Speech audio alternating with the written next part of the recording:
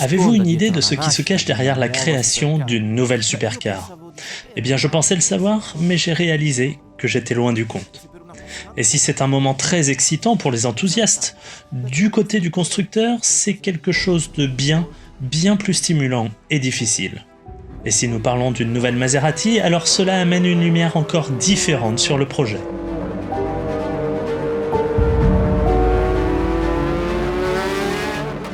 Tous ensemble, avec MotorOne.com, nous allons découvrir à travers ces 3 épisodes comment faire d'un rêve baptisé MC20 une réalité. Nous allons vous faire découvrir les personnes qui lui ont donné la vie, du design à sa motorisation, jusqu'au test et à sa production, sans oublier celle qui a contribué à rendre les initiales MC pour Maserati Corse légendaires. Il y a des moments dans l'histoire d'un constructeur automobile qui exigent que tout soit remis en question, et la création de la Maserati MC20 en fait partie. Il n'est donc pas surprenant que pour connaître la philosophie et les personnes qui composent Maserati, il faille remonter dans le temps à une époque forte en émotions, en décibels et en podium.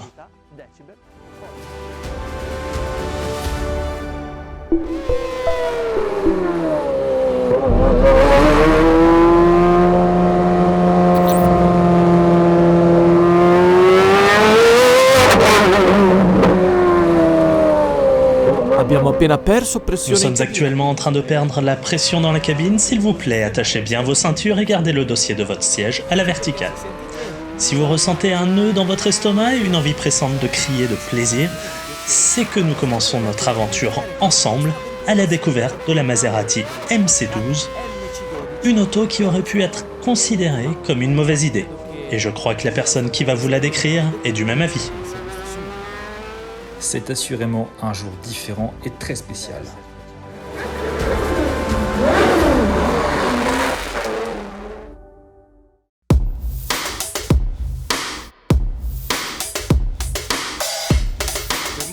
Pour beaucoup de fans de voitures, si le film I Am a Legend s'était passé pendant le championnat FIA GT au milieu des années 2000, il aurait eu un tout autre héros, Andrea Bertolini. Mais il n'aurait jamais accepté le rôle parce qu'il est trop authentique, équilibré, désintéressé et par-dessus tout amoureux de la voiture à laquelle il a tout donné et de laquelle il a reçu un amour inconditionnel sous forme de nombreuses victoires, notamment 3 championnats remportés en 2006, 2008 et 2009. Et aujourd'hui, il a accepté de nous donner juste un petit goût de tous ses souvenirs.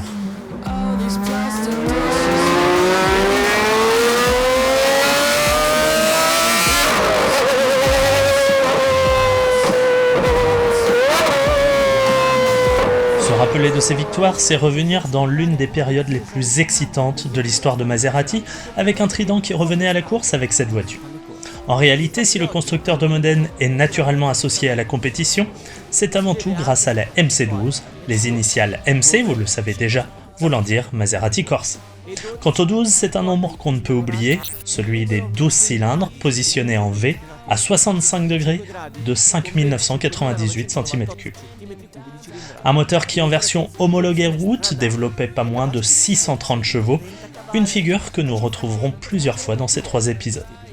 Et puis il y a le style dessiné par Giugiaro, la MC12 a un châssis monocoque en carbone, incluant des suspensions à système de poussoir et triangulation superposée, avec 59% de ses 1335 kg à l'arrière et 41% à l'avant.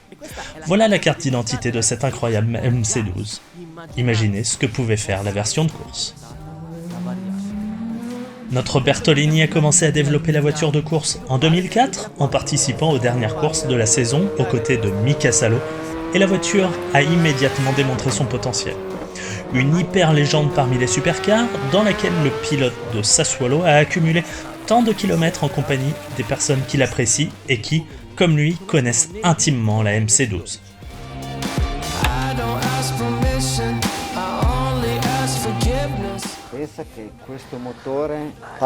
Combien de kilomètres a-t-elle parcouru ?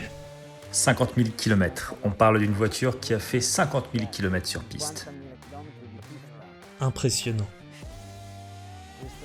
On a commencé à travailler sur cette voiture en 2005 et nous n'avons jamais eu à y changer quoi que ce soit, ni le moteur, ni la boîte de vitesse.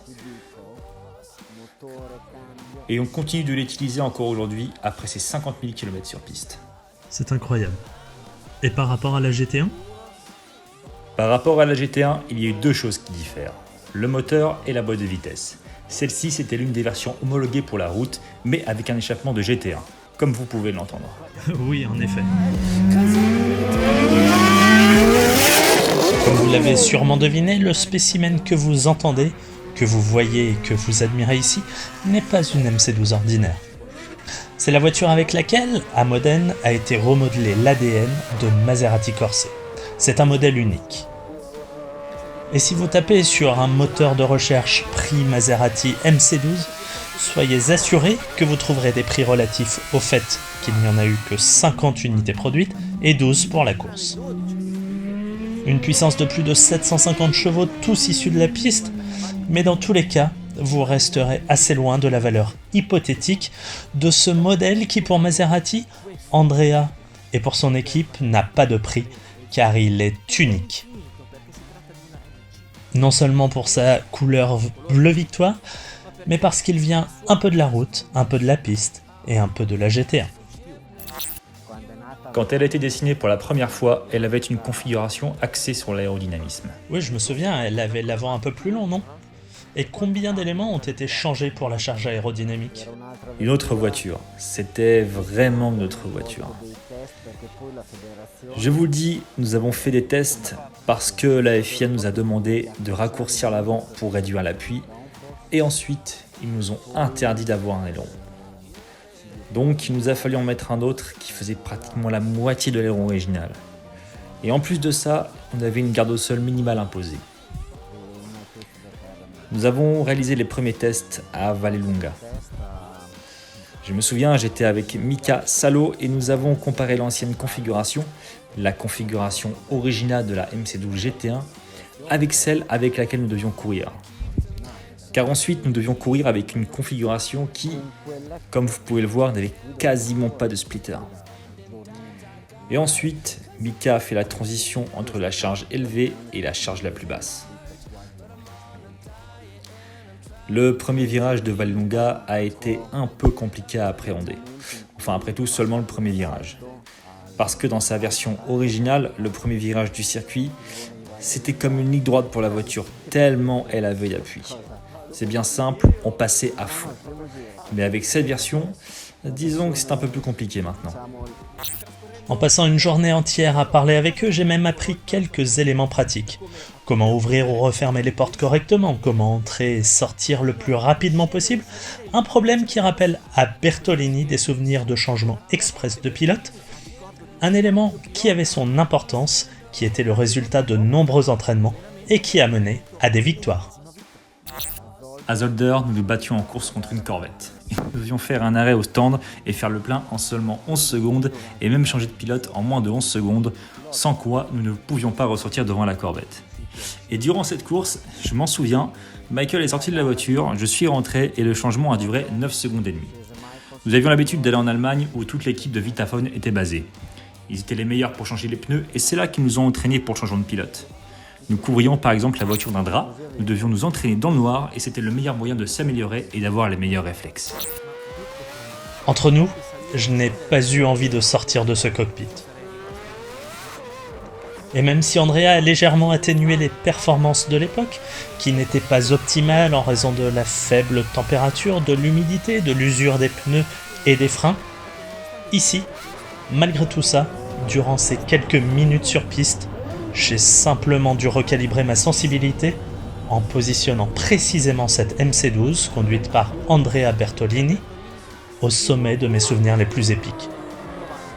Chaque usure de bouton et chaque rayure a une signification, même l'odeur est magique.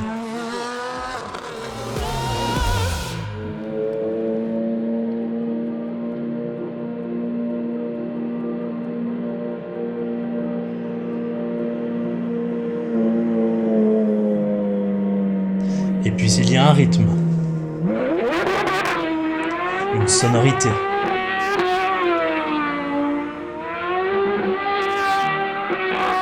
une progression, une communication entre le volant, les freins et l'accélérateur, une sensation, une inscription en virage. Tout est au maximum. Et je peux confirmer que dans la vie réelle, la MC12 fait tourner les têtes, à la fois dans les stands et sur le terrain. Et j'espère que la signification de Maserati Corse est désormais plus claire pour vous, et que la raison pour laquelle nous vous avons amené ici est plus claire.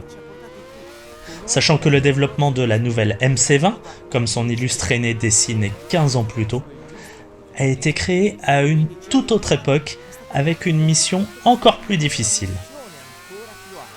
Elle ne doit pas seulement être rapide et efficace en course, mais aussi elle doit être polyvalente, facile et confortable au quotidien, et très affûtée quand on le lui demande. Et parmi les attentes de ce projet aussi admirable que complexe, il en est une qui est un peu plus importante que les autres, le moteur.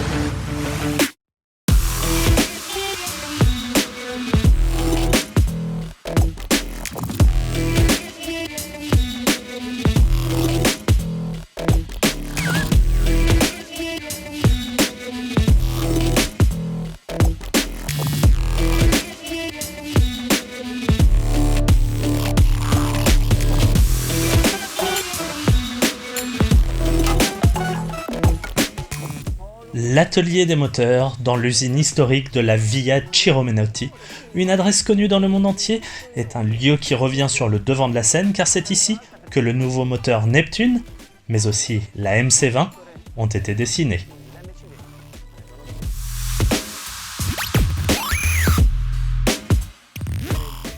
C'est en 2015 que l'équipe d'ingénieurs Maserati a commencé à travailler sur le design d'un moteur qui avait besoin d'impressionner, notamment avec son système de pointe de pré-chambre de combustion, une technologie développée pour la Formule 1, ici transposée pour la route. Il n'aura pas fallu plus de 2 ans avant que ce projet débute ses essais dynamiques, et c'est à ce moment-là qu'à Modène, on a réalisé qu'il serait le cœur de la future MC20. Une technologie entièrement développée par la marque au Trident et intégrée dans ce V6 dessiné par l'équipe High Performance Propulsion de Maserati. Ce département, en pratique, est un milieu à part et les personnes qui y travaillent tous les jours montrent une affection et un dévouement tout particulier à leur projet pour le moins stimulant. Ces spécialistes se sentent tous un peu comme les parents de ce moteur baptisé Neptune, le dieu des eaux, né dans un endroit, comme vous pouvez le voir, effectivement peuplé d'une marée de moteurs. Exactement, le début de l'histoire d'un nouveau moteur passe toujours par la planification sur une planche à dessin. Ensuite, le designer imagine certaines caractéristiques et ensuite il les adapte en dessin technique, lequel doit être pensé avec de vrais composants. On n'équipe jamais un moteur juste pour le plaisir ou pour l'essayer immédiatement dans une voiture. Avant, il y a de nombreuses étapes, et en particulier celle que nous voyons aujourd'hui qui prend place dans la chambre de test du moteur. C'est dans cette pièce d'essai que tous les paramètres qui permettent de comprendre le fonctionnement propre du moteur sont mesurés grâce à des capteurs. Ça peut être le thermocouple, la pression des capteurs, leur température, le débit. Tous ces capteurs, une fois installés dans le moteur, sont reliés à l'extérieur de la chambre de test dans ce que nous appelons la girafe, c'est ce qui est ici. Tout est relié à l'extérieur pour que quand le moteur est en route, personne n'est à l'intérieur, mais tout peut être vérifié à partir de l'extérieur. L'effort industriel déployé pour le développement de ce moteur a conduit Maserati, au sein de son laboratoire motorisation, à créer 3 départements pour mener les tests. Dans le premier, et pour adopter une métaphore parentale, ce sont vraiment les premiers cris du bébé. Façon de parler. Dans les second et troisième départements, le moteur est respectivement testé puis rentré dans la voiture, un process essentiel pour les voitures super sportives qui devront être performantes et fiables. Et juste à regarder et savourer les données de sa fiche technique, on devine son potentiel. Et les voici. 6 cylindres en V à 90 degrés, double arbre à cam en tête, 3 litres de cylindrée et un moteur qui pèse autour de 220 kg en configuration GZ. Carter sec pour optimiser la lubrification même lors de fortes accélérations, un taux de compression de 11 à 1 avec une course de 82 mm et un alésage de 88 mm avec une vitesse moyenne du piston de 20,5 mètres par seconde à puissance maximale, soit 7500 tours minute. On trouve également un différentiel à glissement limité contrôlé électroniquement et une boîte double embrayage à 8 rapports Tremec nécessaire pour canaliser les 730 Nm de couple des 3000 tours minute, disponible jusqu'à 5500 tours minute, tandis que la puissance est elle de 630 chevaux, soit 210 chevaux par litre. Mais si vous pensez que c'est ici ce qu'il y a de mieux, vous vous trompez car la vraie star ici est la préchambre de combustion avec double bougie d'allumage, une vraie fierté chez Maserati. Et c'est encore plus intéressant en se rendant dans ce département des motorisations, c'est d'y observer les différentes phases du projet. On parle essentiellement de ce composant ici, qui en soi est un composant plutôt normal. En réalité, c'est un insert. Une petite pièce que vous vissez. Est-ce que je peux ? Oui, bien sûr. Comme vous pouvez le voir, ça ne paraît pas sorcier, pas vrai ? Au premier regard, ce composant paraît très simple, n'est-ce pas ? Mais ce n'est pas le cas. Non, en réalité, il y a énormément de recherches derrière, car il donne beaucoup de bénéfices. La combustion dérivant de l'utilisation de ce composant présente de nombreux avantages, mais a également offert de nombreux défis que l'équipe a réussi à aborder et à résoudre pour faire en sorte que cette technologie passe de la Formule 1 à une utilisation courante. De quoi parlons-nous exactement ? Nous parlons de cet insert qui est vissé dans la chambre de combustion à la place de la bougie d'allumage. Il surplombe donc directement la chambre de combustion. Vous voulez me montrer la chambre ? Oui, si on peut, oui. Donc ici, vous pouvez voir la station d'assemblage des têtes.